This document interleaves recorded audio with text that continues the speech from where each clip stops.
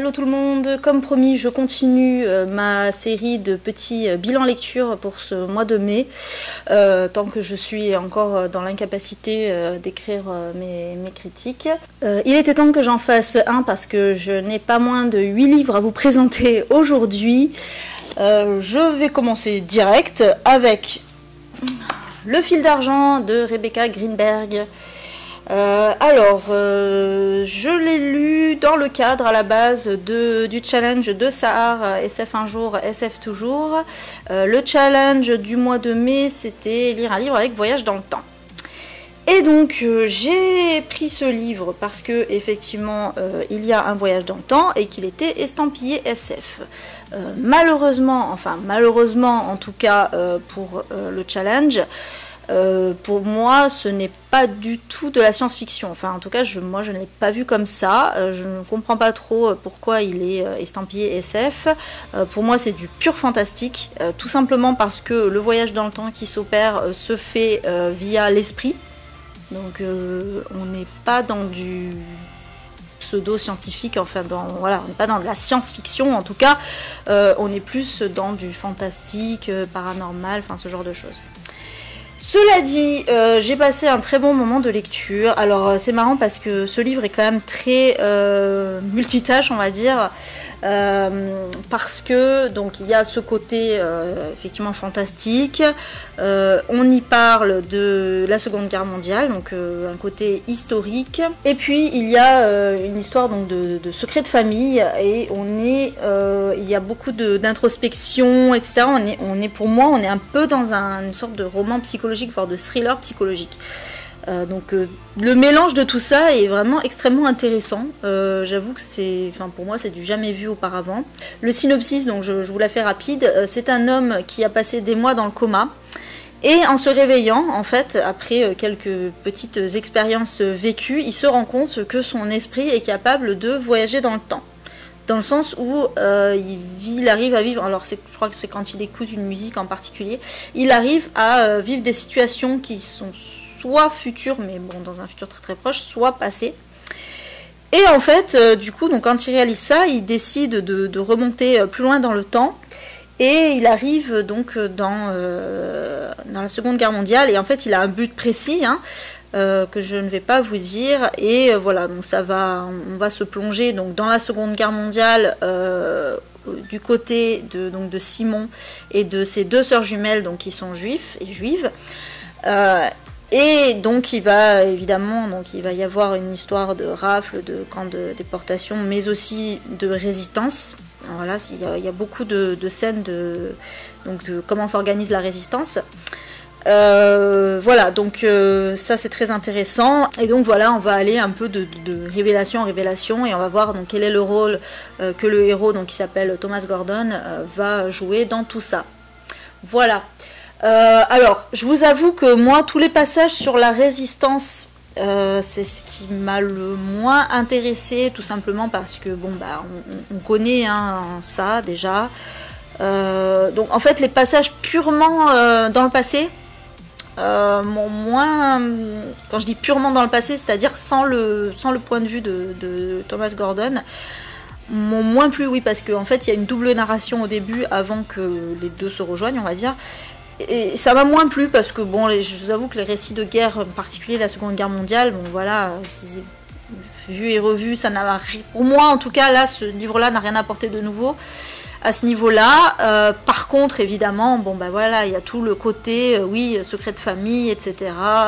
Et puis le suspense, qui va avec tout ça, qui m'a grandement intéressée. Et puis évidemment l'originalité du livre.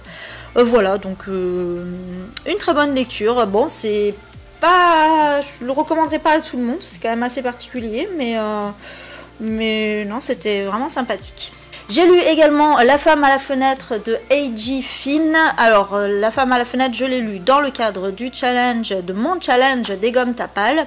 D'ailleurs, je précise que le fil d'argent, c'était également pour des gommes Tapal pour la Seconde Guerre mondiale, parce que pendant le mois de mai, des gommes Tapal, le thème était les fêtes de mai. Et donc, il y avait notamment le 8 mai, la victoire 45. Donc, j'avais demandé à ce qu'on lise, entre autres, un livre qui évoque la Seconde Guerre mondiale. Mais également, il y a au mois de mai notamment la fête des voisins. Et donc pour la fête des voisins, c'était un livre sur les voisins. D'où mon choix de La femme à la fenêtre. Puisque l'histoire, grosso modo, c'est une femme en fait qui souffre d'agoraphobie, qui vit seule chez elle. Son mari et sa fille ne vivent plus avec elle. Et en fait, elle passe pour occuper son temps. Alors, je précise aussi qu'elle est psychothérapeute et pour occuper son temps, notamment, elle va sur des forums en fait où elle agit en tant que psy, donc des forums en ligne hein, sur internet. Et également, elle aime bien donc espionner entre guillemets ses voisins. Alors, c'est pas vraiment de l'espionnage genre mégère encore que. Puisque bon, de toute façon, elle peut rien raconter aux gens, hein, c'est vraiment pour elle, mais voilà, parce que ça l'occupe, donc elle prend son appareil photo, elle zoome un peu chez ses voisins pour voir ce qui se passe. Et voilà, ça occupe un peu ses journées. Et puis un jour, donc là, vous voyez venir un peu le scénario à la fenêtre sur cour, et oui, elle va assister à un meurtre. Le truc, c'est que quand elle appelle la police, et que donc le mari de cette femme qui a été tuée, mais dont on voit pas le meurtrier, hein, est confronté, il dit mais attendez, non c'est pas ma femme elle est là. Sachant que bon, la femme en question, elle avait fait sa connaissance auparavant, l'héroïne, hein, puisque c'était des nouveaux voisins. Donc la femme était venue se présenter, voilà, comme bonne voisine qui se respecte. Et voilà, du coup, là, l'héroïne va tomber des nues, mais comment ça, je comprends pas. Elle s'est présentée en tant que Jane, alors c'est Jane Russell, je crois, que se nomme la voisine. Et on me dit que non, c'est pas elle, et c'est une autre femme. Et évidemment, comme elle est agoraphobe et que elle prend des cachets et qu'en plus elle boit beaucoup, alors ça c'est bien malheureux. Forcément personne, donc la police ne va pas croire à ses dires, etc. Donc voilà, au final l'enquête en gros se conclut comme elle est folle, elle a eu des hallucinations et même elle se dit finalement c'est peut-être ça en fait. Et voilà, mais évidemment il va se passer des choses et voilà. Je ne vous en dis pas plus. Donc vous voyez un scénario un peu à la fenêtre sur cour et un peu aussi à la Blowout de Brian De Palma, hein, dans le côté non mais on vous dit que vous n'avez pas vu ça. Voilà. Donc alors je vous avoue que je m'attendais quand même à quelque chose d'un peu plus original. J'ai trouvé, alors parce que franchement ce synopsis, c'est quand même du vu et du revu. Le synopsis de la femme qui voit quelque chose et que personne ne croit, je l'ai lu 15 fois, quoi.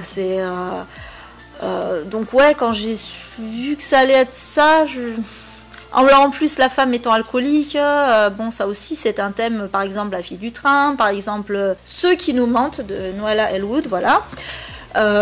Donc c'est un thème aussi qui revient souvent. Ça m'a été un peu pénible.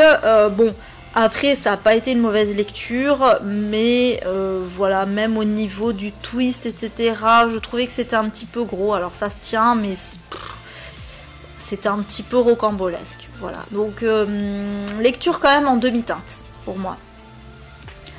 Ensuite, toujours au niveau thriller psychologique, j'ai lu Les mères de Samantha Hayes. L'histoire, c'est un couple qui décide d'engager une nounou pour ces deux jumeaux qui ont 5 ans, si je ne me trompe pas.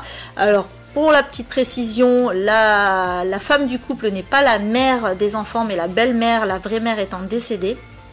Mais la mère est arrivée quand les gosses avaient... Enfin, la belle-mère, je veux dire, est arrivée quand les gosses avaient 3 mois, je crois, quelque chose comme ça. Donc voilà, elle les a connus tout petits, c'est presque comme si c'était leur vraie mère. Et voilà, il décide d'engager une nounou. La nounou, donc on a la narration du point de vue de la belle-mère et ensuite donc à chaque fois c'est alterné, du point de vue de la nounou qui s'appelle Zoé.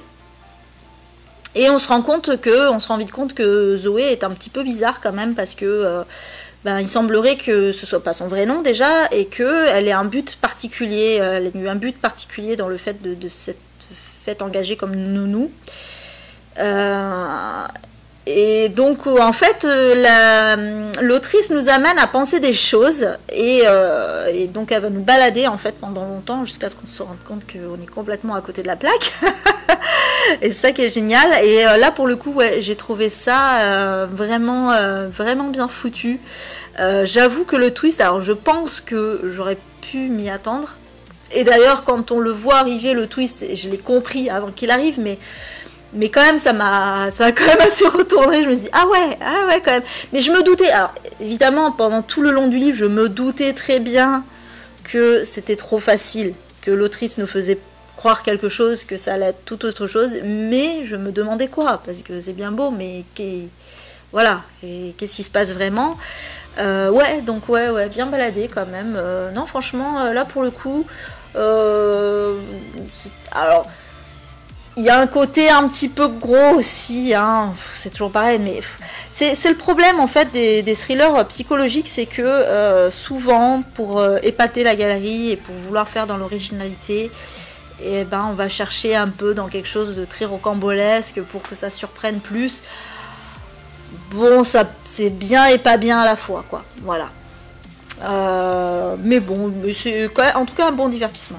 Donc Les Mères, je l'ai lu dans le cadre du challenge des Gommes Tapal également. Donc là, bah, vous l'aurez compris, hein, puisqu'on parle des fêtes de mai, il s'agissait évidemment de la fête des mères. Voilà. Donc j'avais dit un livre avec le mot mère dans le titre ou avec une naissance. Bah, là, en l'occurrence, il y a les deux. Donc voilà. Toujours dans le cadre de Des Gommes Tapal, j'ai lu #MeToo de Marjorie Des Lafont.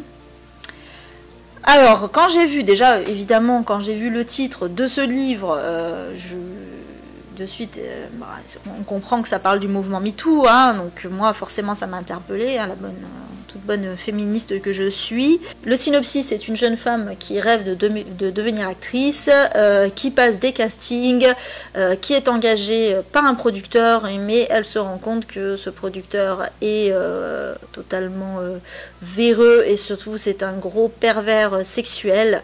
Et donc forcément ce qui doit arriver arrivera, il va lui faire des avances et donc, du chantage hein, qui va avec. Donc évidemment, pourquoi on comprend de suite pourquoi ça s'appelle MeToo, hein, puisque ça rappelle tout à fait l'affaire Weinstein. Donc quand j'ai vu le synopsis, bah forcément, je me suis dit ah bah super, on va se plonger. Alors moi, je m'attendais à vraiment un roman contemporain, un peu à la Virginie Despentes, hein, voilà, très féministe, qui dénonce, etc. Pour relater un peu, je m'attendais un peu, voilà, à une réécriture de l'affaire Weinstein en fait. Mais c'était pas tout à fait ça. J'ai été assez surprise. Alors j'ai choisi ce roman parce que donc la catégorie, il y avait une catégorie fête du travail hein, pour Des Gommes Tapal et j'avais dit donc soit un roman sur les droits sociaux, soit un roman qui se passe dans le milieu du travail. En l'occurrence celui-là c'est les deux, dans le milieu professionnel hein, pour la précision. Et en fait, à défaut de contemporain, je suis plutôt tombée sur une new romance. J'étais assez surprise en fait. Oui, c'était voilà, une romance, enfin, romance. C'était du new adulte en tout cas, hein, ça a complètement les codes du new adulte. C'est-à-dire que l'héroïne donc, est célibataire, il va lui arriver des histoires de cul, hein, parce que, bah oui, c'est un peu c'est un peu ce qu'on retrouve souvent dans le new adulte. Hein. D'ailleurs, voilà, il y a beaucoup de scènes de sexe. Je parle quand je dis scènes de sexe. Alors, il y a des scènes de sexe non, enfin de viol, voilà, donc ça c'est très dur. Mais il y a aussi des scènes de sexe consenti, hein, en l'occurrence. Et voilà, donc moi, pour moi, c'est clairement une romance, puisqu'en plus, il y a une romance hein, dans l'histoire. Alors, pour la précision, l'autrice est québécoise, donc ça, je ne le savais pas, je l'ai découvert en lisant, donc il y a beaucoup d'expressions québécoises, en fait. Donc ça se passe au Québec, hein, d'ailleurs, et c'est très marrant, c'est très marrant à lire avec toutes les expressions québécoises, du coup, ça paraît très familier, en fait, quand on lit, c'est assez étonnant, mais on s'y fait vite. Franchement, on s'y fait vite, ça m'a pas trop posé de problème. Du coup, on est quand même loin du roman contemporain auquel je m'attendais. On est quand même dans quelque chose d'assez léger dans l'écriture. Par contre, il y a quand même un côté féministe bien présent, puisque évidemment, hein, ça dénonce, heureusement d'ailleurs, parce que j'aurais été bien déçue sinon. Voilà, évidemment, ça dénonce. Alors, surtout, ça se concentre sur le milieu du cinéma, d'une façon générale. Donc, on aborde les thèmes alors, des viols, du harcèlement sexuel, mais également de la prostitution, puisqu'il y en a beaucoup. Des violences conjugales, il y a un meurtre aussi à un moment, de la corruption bien évidemment, hein, d'une façon générale. Voilà, donc en fait on plonge vraiment dans un monde complètement sordide. Voilà, les coulisses en fait c'est ça, c'est les coulisses sordides du monde du cinéma. En soi, voilà, en ça, je veux dire, c'est très très intéressant. Moi j'ai beaucoup aimé. Bon voilà, après tout le côté un peu new romance un peu moins plu, mais bon ça va, ça gêne pas, ça m'a pas gêné ma lecture non plus. Donc ouais, ça sort un peu des sentiers battus, enfin pour moi en tout cas, ça sort, même je pense que ça sort des sentiers battus, parce que les new romances, c'est loin d'être féministe d'habitude, hein. On est quand même souvent dans des trucs à la 50 nuances degrés, où il y a beaucoup justement de relations abusives, enfin l'apologie des relations abusives, hein, c'est-à-dire que c'est super... on fait fantasmer les femmes sur des hommes qui ont quand même une certaine emprise sur leurs copines, quoi. Enfin, voilà, donc ouais, non, là, c'est pas du tout ça, et ça m'a fait plaisir. Ensuite, j'ai lu un roman qui est à la mode en ce moment, Surface, d'Olivier Norek. Je ne pouvais pas ne pas le lire. Parce que j'adore Olivier Norek, j'ai lu tous ses précédents livres, et là ça m'interpellait. Alors déjà, je ne connaissais absolument pas le synopsis, mais absolument pas, il n'est même pas marqué sur le 4e de couverture. On sait juste que l'héroïne est une femme, et c'est tout. Donc du coup, moi, je m'attendais vraiment à replonger dans les cités, les banlieues, tout ça, enfin, le domaine de prédilection, hein, d'Olivier Norek. Eh bien, pas du tout. Alors, c'est marrant parce que j'ai remarqué que cette année, il y a beaucoup d'auteurs et d'autrices qui opèrent des revirements de situation, là, enfin, qui ont tenu à changer de style. Par exemple, voilà, récemment, j'ai lu L'Aigle de sang de Mark Woltenhauer. Les 2 premiers étaient des thrillers avec enquête assez classiques, et là on part carrément, alors déjà on part en Suède au lieu d'être en Suisse, et là on est plutôt dans un thriller avec secret de famille, etc. Enfin, c'est pas du tout le même style. J'ai lu également La Cage dorée, dont je vous ai parlé la dernière fois, hein, de Camilla Läckberg, où pareil, on n'est plus du tout dans ces petits polars gentillés qu'elle écrivait auparavant. Là, on est carrément dans un thriller thriller un peu psychologique, quand même assez violent. Il y a également Vincent Houy, qui apparemment nous a fait un thriller psychologique, alors que jusqu'à présent il faisait pareil des thrillers avec enquête. Et on a également Cyr Cédric, qui est devenu Cédric Cyr, et qui est sorti de ces thrillers horrifiques et surnaturels pour nous faire un thriller carrément sur un braquage, etc. Donc voilà, les auteurs et les autrices là cette année ont décidé de faire des changements de style, et c'est pareil avec Olivier Norek, puisque eh bien, on va complètement sortir de la banlieue pour aller dans un petit village de l'Aveyron. Et quand je dis petit village, c'est vraiment petit village, hein, où tout le monde se connaît, etc. Le cliché. Et on va être dans une enquête un peu terroir, quoi. Je vais quand même un peu vous parler du synopsis vite fait. À la base, on est avec Noémie, qui est flic en région parisienne, et qui se fait tirer dessus en pleine tête lors d'une descente. Et donc après quelques temps à l'hôpital, en fait, elle subit une reconstruction du visage, et donc elle est défigurée, hein, malheureusement, et comme évidemment elle est perturbée psychologiquement, on fait ce que ne font pas la plupart des auteurs de thrillers. Olivier Norek envoie cette fliquette dans un petit village de l'Aveyron pour qu'elle puisse se reconstruire un peu. Quand je dis ça parce que à chaque fois qu'on a des enquêteurs ou enquêtrices ou des flics qui ont subi un véritable traumatisme, les personnes continuent d'enquêter comme si de rien n'était. Tout va bien. Donc voilà, donc là c'est pas ce qui se passe évidemment. Alors il y a un butin derrière tout ça, je vous le dis pas hein, bien sûr. Le fait est que cette fliquette qui arrive pour un tout autre but dans le village de l'Aveyron est confrontée donc avec à une enquête qui date en fait de, alors je sais plus, c'est 20 ans auparavant si je me trompe pas, ou 30 ans je sais plus, et voilà qui va ressortir. Voilà, je ne vous en dis pas plus. Et donc il y a une histoire hein, de secret du village, hein, puisque voilà, c'est toujours pareil. Vous savez, les secrets enfouis dans les villages. Moi, j'adore ce genre de thématique. C'est une thématique qu'on retrouve chez pas mal d'auteurs français, mais également italiens. C'est vrai que c'est quelque chose qui s'aime bien aussi, les Italiens, faire ce genre de choses. Bah ouais, du coup, voilà, donc le style de Norek, mais en sortant un peu des cités, bah moi, ça m'a fait du bien. Donc j'ai beaucoup aimé. C'est franchement très bonne lecture. Pas hyper original en soi parce que oui voilà, comme je vous ai dit, hein, c'est un thème qu'on retrouve beaucoup. Par contre, ce que j'ai adoré quand même, c'est vraiment le personnage principal de Noémie. J'ai adoré le traitement autour d'elle. Parce que bah, déjà, comme je vous l'ai dit, elle a subi un traumatisme, elle se remet pas du jour au lendemain en mode pump it up. Elle a ce côté à la fois badass et à la fois hyper fragile, voilà, même au niveau sentimental. Hein. Et ouais, j'ai beaucoup aimé ce personnage. Voilà, donc ça change. Alors ça, voilà, ça me change déjà des femmes un peu clichés, donc qui sont soit hyper badass, soit justement trop sentimentales, soit ou alors qui sont souvent hyper belles. C'est marrant, les filles qui sont toujours hyper belles. Bon, bah là du coup malheureusement, bah, elle était belle et malheureusement voilà, elle a ce handicap.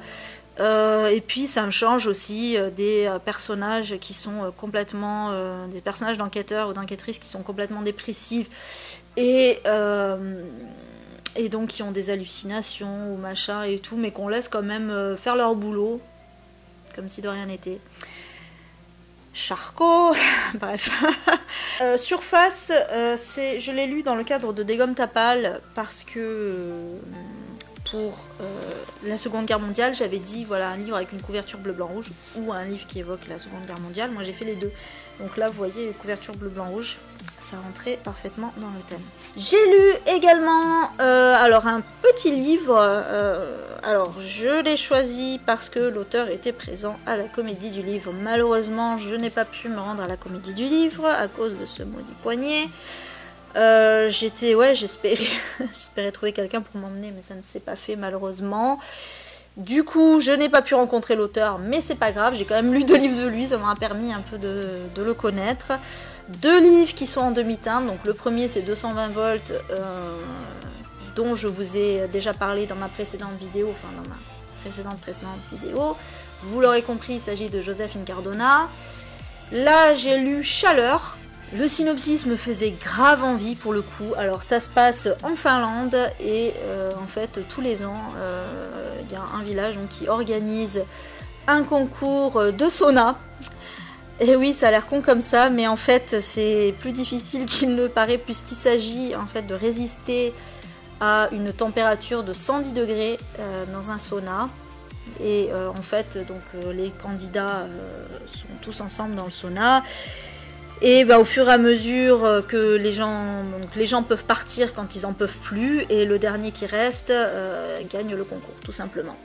Et donc on va suivre 2 prétendants au titre, donc l'un qui remporte a priori à chaque fois le titre, qui s'appelle Nico, et qui est acteur porno, acteur de film porno, en fait. Donc oui, c'est assez original. Et le deuxième, donc c'est Ivan, je crois, qui est russe, et lui qui est tout petit, tout malingre à côté de l'acteur porno et qui veut donc lui absolument battre le champion en titre.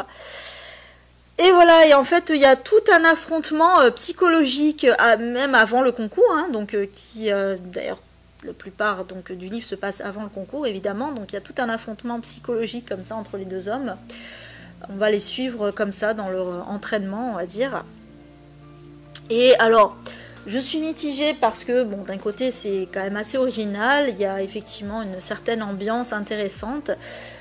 À côté de ça, bon, à la fin, j'ai envie de dire, ouais, un peu tout ça pour ça. Bon, c'était sympathique, mais ouais, comme 220 volts, c'est un peu le même principe, c'est-à-dire que c'est hyper intéressant, puis à la fin, on se dit, bon, mais finalement, c'était quoi le message dans l'histoire? Voilà, c'est un peu le même principe. Alors, j'espère, on m'a dit que derrière les panneaux, il y a des hommes, c'était beaucoup mieux.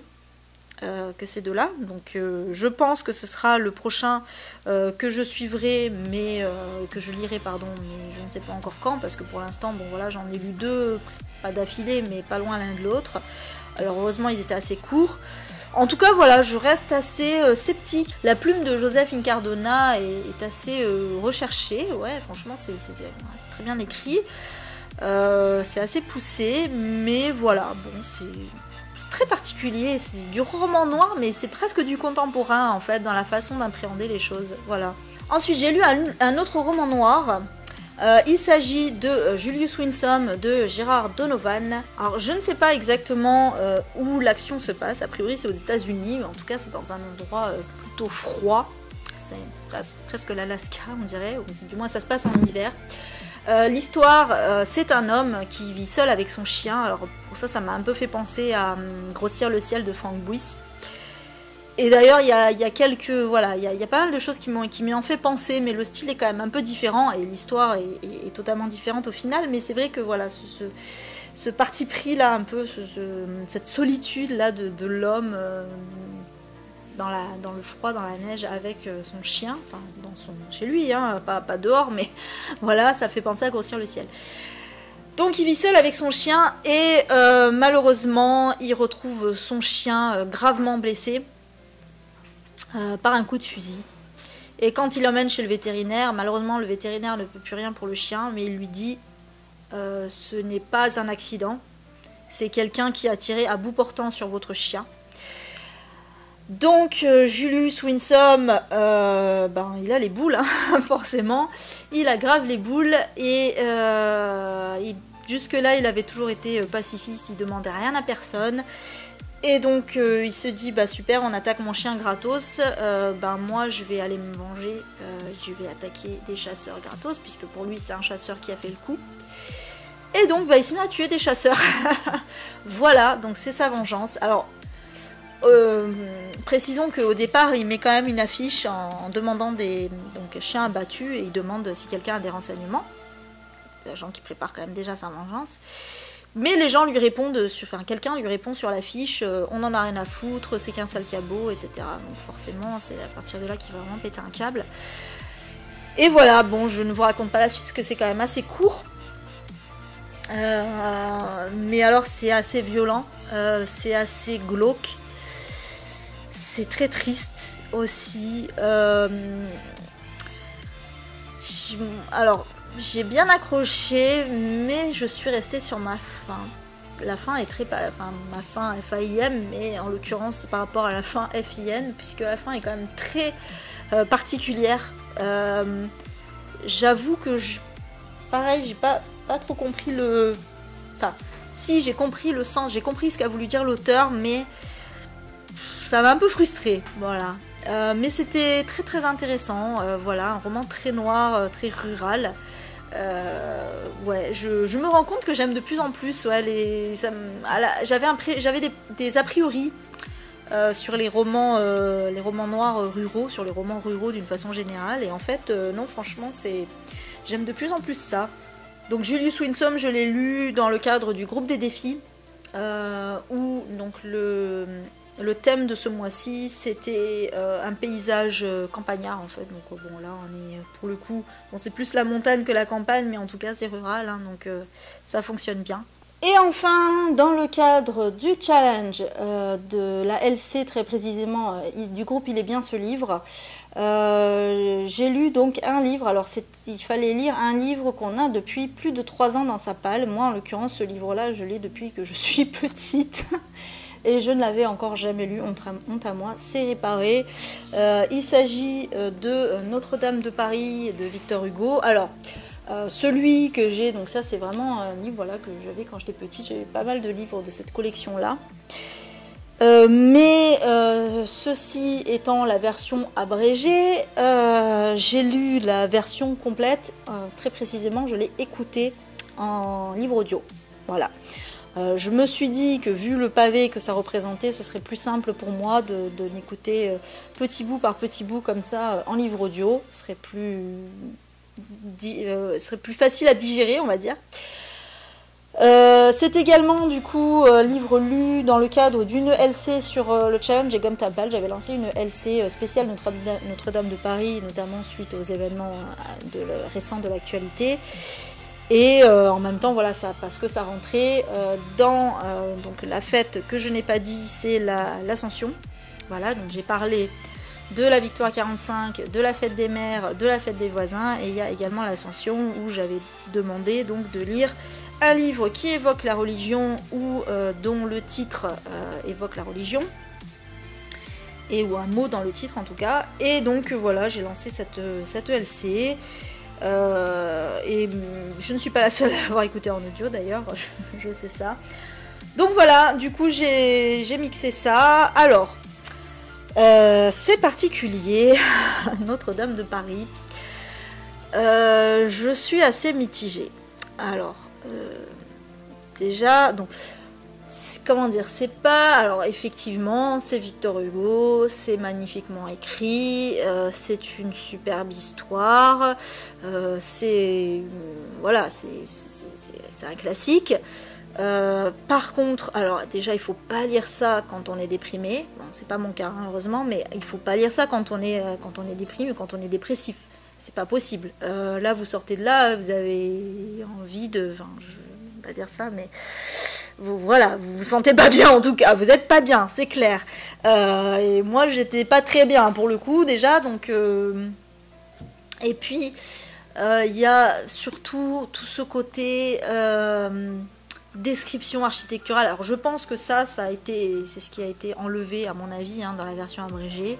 D'ailleurs je me dis que j'aurais dû lire la version abrégée parce que j'ai regardé, du coup je suis allée à la fin. Est-ce qu'ils ont gardé, parce que c'est quand même une version jeunesse, est-ce qu'ils ont gardé les trucs durs, voilà, les passages très durs, très sombres? Oui, ils les ont gardés, pas de souci.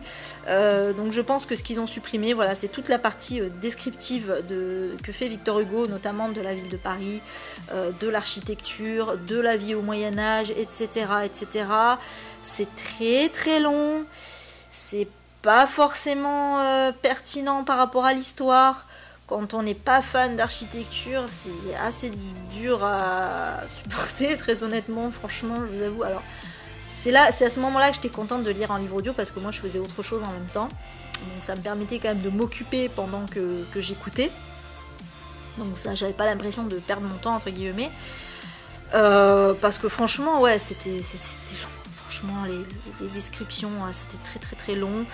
Par contre, toute la trame, donc la vraie trame de l'histoire, donc on suit Esmeralda, Quasimodo, Frollo, Phébus, mais également Pierre Gringoire. Ça, c'était absolument excellent. Même si je vous avoue que franchement, alors je savais parce que on connaît plus ou moins l'histoire. Je parle pas, évidemment pas du Disney, puisque le Disney est carrément hyper édulcoré.